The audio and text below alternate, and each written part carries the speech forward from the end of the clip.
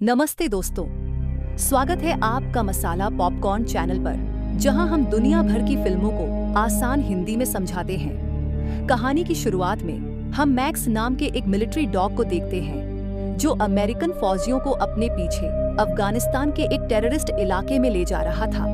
वहां के लोगों ने फौजियों को देखते ही उनके खिलाफ नारे लगाने शुरू कर दिए। इधर मैक्स कुछ सूंघता हुआ अपने मालिक काइल को एक छोटे से घर में ले आया। मैक्स काफी देर तक एक कारपेट को सूंघता रहा। उसने कारपेट के नीचे बनी वो खुफिया जगह ढूंढ निकाली, जिसमें गैरकानूनी बंदूकें और हथियार छिपाए गए थे। ये साबित हो गया था कि उस इलाके के लोग आतंकवादियों को हथियार बेचते थे। अपनी ड्यूटी खत्म करके काइल बेस पर पहुंचा और अपने पिता रे और मां पामला से वीडियो कॉल पर बात करने लगा। रे भी एक रिटायर्ड आर्मी ऑफिसर था। काइल के माँ बाप भी मैक्स से बहुत प्यार करते थे। हालांकि काइल के भाई जस्टिन को कुत्तों में कुछ खास दिलचस्पी नहीं थी। कुछ दिन बाद काइल को उसके सीनियर ऑफिसर्स ने बुलाया। पता चला कि जितनी बंदूकें उन्होंने जब्त की थी, वो सारी ऑफिस तक नहीं पहुंची। उन्हें शक था कि काइल की टीम में से कोई हथियार चुरा रहा है। काइल ने अपनी टीम से पूछताछ शुरू की, तो पता चला कि सबके पीछे उसके बेस्ट फ्रेंड टाइलर का हाथ है। लेकिन काइल अपनी दोस्ती खराब नहीं करना चाहता था, इसीलिए उसने टाइलर को एक मौका देने की सोची। अगले दिन काइल अपने ग्रुप के साथ अगले मिशन पर जा रहा था। मैक्स उन्हें अपने पीछे एक मैदान तक ले आया और बीच में रुक गया। इधर काइल ने टाइलर से कहा कि वो उसके गैर कानूनी हथियार सप्लाई करने के बिजनेस के बारे में सब जानता है। हालांकि माफी मांगने की बजाय टाइलर ने काइल को अपना मुंह बंद करके मिशन पर ध्यान देने को कहा। उधर मैक्स आगे बढ़ता जा रहा था। वहां आतंकियों ने माइंस बिछा रखे थे, जिनके फटने से अचानक धमाके होने लगे। चारों ओर हड़बड़ी मच गई। मैक्स को मुसीबत में देखकर काइल तेजी से उसे बचाने भागा। उसने टाइलर को कवर फायर देने के लिए कहा, लेकिन वो नीच उसे धोखा देकर एक चट्टान के पीछे जाकर छुप गया। बदकिस्मती से काइल दुश्मनों से लड़खड़ाता हुआ शहीद हो गया। इसके बाद सेना के कुछ अफसर काइल के परिवार को उसकी मौत की खबर देने गए। उसके माँ बाप और भाई जस्टिन को ये सुनकर बहुत गहरा सदमा लगा। काइल को आखिरी बार अलविदा कहने के लिए पूरा परिवार चर्च में पहुंचा। मैक्स को ही वहां लाया गया, जो अपने मालिक को खोकर बेहद दुखी था। वो चुपचाप जाकर काइल के ताबूत के पास बैठा रहा। फ्यूनरल पूरा हो जाने के बाद जब ऑफिसर्स मैक्स को वापस ले जाने लगे, तो वो बुरी तरह छटपटाने लगा और उनके साथ चलने से मना कर दिया। वो जस्टिन को पहचान कर उसके पास चला गया। उसे जस्टिन में अपने मालिक की झलक नजर आ रही थी, लेकिन जस्टिन ने आर्मी ऑफिसर्स के साथ जाकर उसे वैन में छोड़ दिया। अगले दिन जस्टिन काइल के कमरे में बैठा उसकी तस्वीरें देख रहा था। उसके पिता रे ने आकर उसे दिलासा देने की कोशिश की, लेकिन जस्टिन गुस्से में आकर अपने पिता को ही काइल की मौत का दोषी ठहराने लगा। तभी पामला ने आकर उन्हें बताया कि मिलिट्री ने मैक्स को मार देने का फैसला लिया है। बिना वक्त गंवाए वो तीनों मैक्स से मिलने डॉग शेल्टर पहुंचे। उन्हें पता चला कि मैक्स काफी खूंखार होकर आपे से बाहर हो चुका था। काइल की मौत के बाद से वह सदमे में था और किसी भी इंसान के उसके पास जाते ही वह उस पर अटैक कर देता। लेकिन जैसे ही जस्टिन ने कमरे में कदम रखा, मैक्स शांत होकर जमीन पर बैठ गया। मैक्स उसके ऑर्डर्स मानता था, क्योंकि वो काफी हद तक काइल जैसा दिखता था। उसे जस्टिन के साथ खुश देखकर रे ने उसे अडॉप्ट करने का फैसला लिया। लेकिन घर पहुंचकर रे ने कहा कि क्योंकि मैक्स एक खूंखार जानवर है, इसलिए वो उसे घर के अंदर नहीं रख सकते। उन्होंने मैक्स को बाहर ही गार्डन में बांध दिया। रात के समय मैक्स जोर जोर से भौंकने लगा। उसके शोर मचाने की वजह से पूरा परिवार और आस पड़ोस के लोग भी बहुत परेशान हो रहे थे। न चाहते हुए भी जस्टिन बाहर मैक्स के पास आया। उसे देखते ही मैक्स ने भौंकना बंद कर दिया।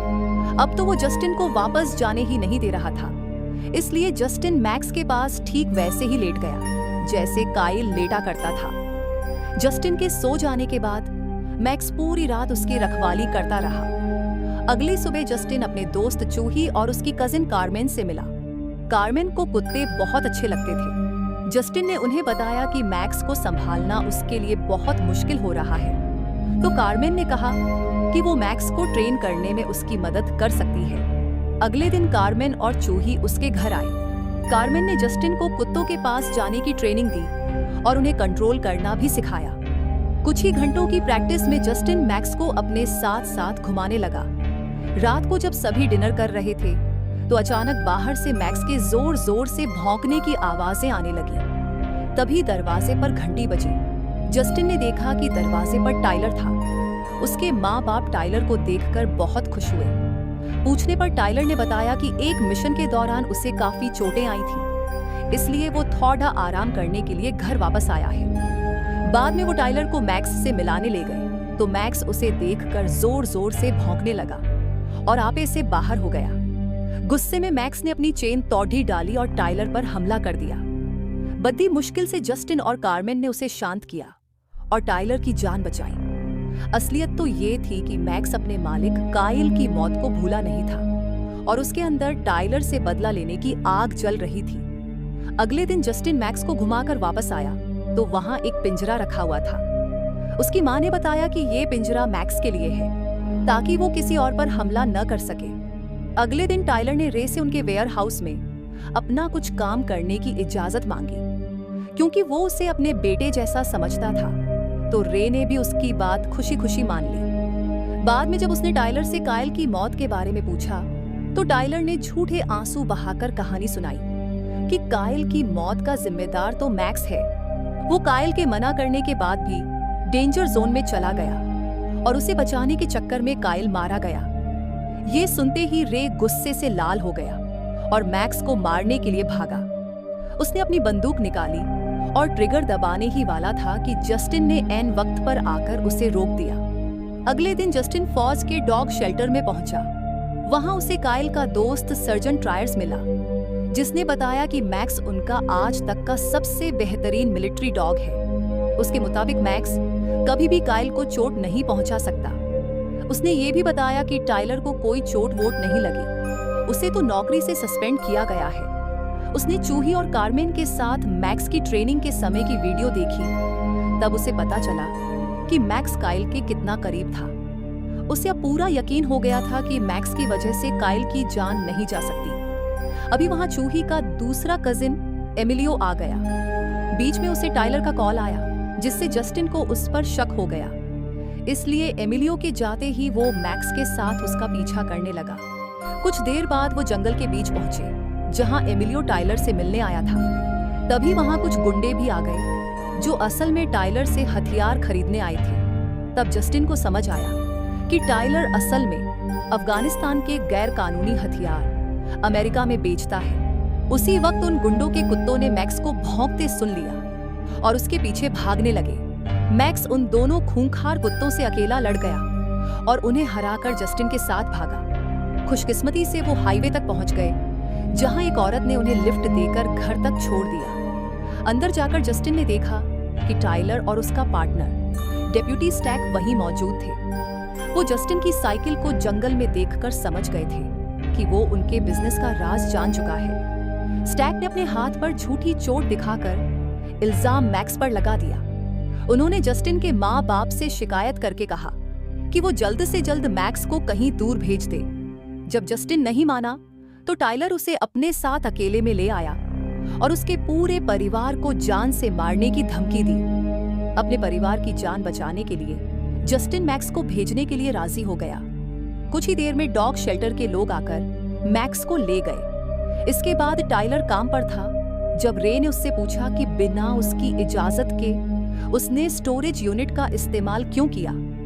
असल में उस स्टोरेज यूनिट का इस्तेमाल टाइलर गैर कानूनी हथियार रखने के लिए करता था, लेकिन उसने झूठ कह दिया कि वो जगह उसका एक दोस्त इस्तेमाल कर रहा है। उधर मैक्स डॉग शेल्टर में कंट्रोल से बाहर हो रहा था।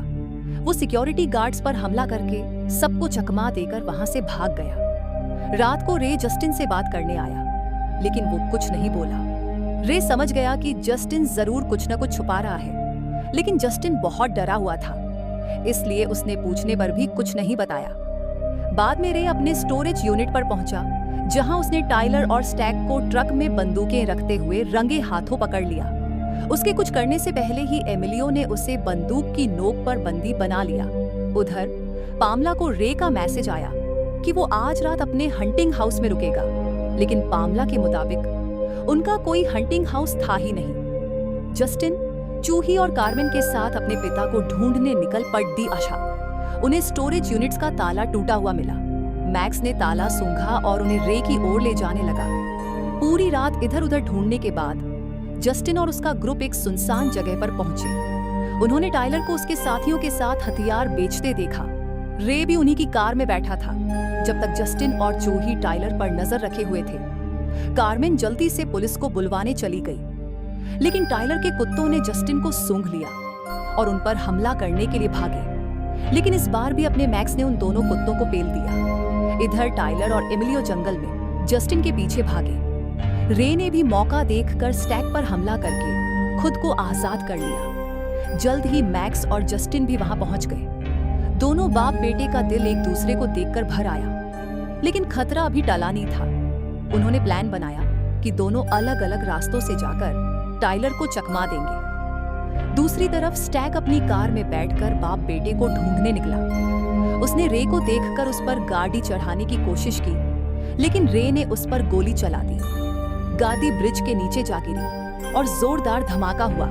उधर टाइलर ने जस्टिन को पकड़ लिया। वो उसे जान से मारना चाहता था, क्योंकि जस्टिन की वजह से उसकी बनी बनाई डील खराब हो गई। उसी वक्त मिक्स ने टाइलर पर जोरदार हमला बोल दिया। उसने झपटकर टाइलर को ब्रिज से नीचे नदी में गिरा दिया। सही वक्त पर कार्मेन पुलिस के साथ पहुंच गई और सारे बदमाश पकड़ देहे गए। आखिर में जस्टिन और मैक्स काइल की कब्र पर खड़े ही थे। जस्टिन ने काइल का शुक्रिया अदा करके पहली बार उसे सैल्यूट किया। घर लौटने पर उसके दोस्तों और परिवार ने उसका जमकर स्वागत किया। बाहर मैक्स का पिंजरा भी नहीं था। रे ने कहा कि अब से मैक्स उनके परिवार का हिस्सा बनके घर के अंदर ही रहेगा। उनका परिवार एक बार फिर से पूरा हो गया। क्या आपके पास ऐसा कोई पेट है जिसे आप अपने परिवार का हिस्सा मानते हैं? कमेंट्स में जरूर बताना।